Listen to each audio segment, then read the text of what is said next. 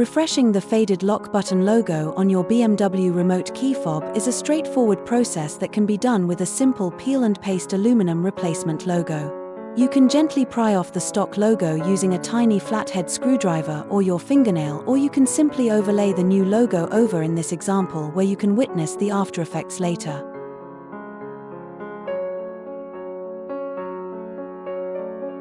Carefully position the new aluminum logo over the stock logo was located, taking care to align it properly. Press down firmly for a few seconds.